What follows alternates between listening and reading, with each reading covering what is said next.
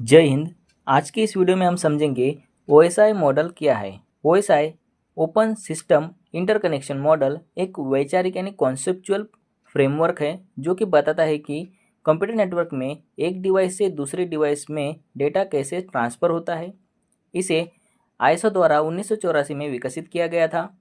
यह model 7 layers में काम करता है जो कि नीचे से ऊपर के क्रम में दर्शाया जाता है। इसमें फर्स्ट आता है फिजिकल लेयर। फिजिकल लेयर यह सबसे निचली परत होती है जो कि वायर या फिर केबल के माध्यम से सिग्नल्स डेटा को एक जगह से दूसरी जगह भेजने का काम करती है। यह डेटा 0 एंड 1 के फॉर्म में होता है। इसके बाद आता है डेटा लिंक लेयर।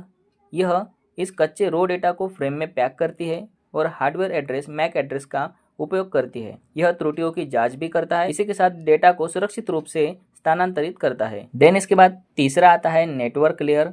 यह लेयर सबसे अच्छा रास्ता रूट ढूंढती है और आईपी एड्रेस को जोड़ती है जिससे कि डेटा को पता चल सके कि कहाँ जाना है। देन चौथे नंबर पे आता है ट्रांसपोर्ट लेयर। यह डेटा के छोटे छोटे पैकेट्स टुकड़ों में सेगमेंट्स में तोड़ती है और सुनिश्चित करती है कि सभी डेटा पैकेट्स बिना किसी हानि के या त्रुटि के सही क्रम में पहुंच सके।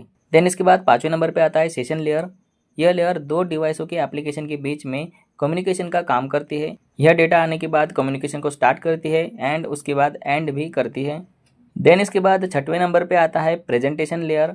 यह लेयर डेटा को ऐसे फॉर्म में बदलती है जैसे कि इनक्रिप्शन या फिर कंप्रेस फॉर्म में, जिससे कि प्राप्त करने वाला डिवाइस आसानी से समझ सके।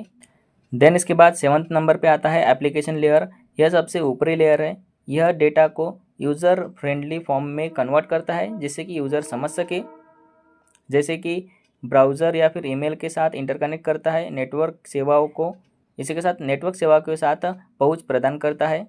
सो दोस्तों, यही थी ओएसआई मॉडल की 7 लेयर्स। सो उम्मीद करता हूँ आपको ओएसआई मॉडल समझ में आ गया होगा।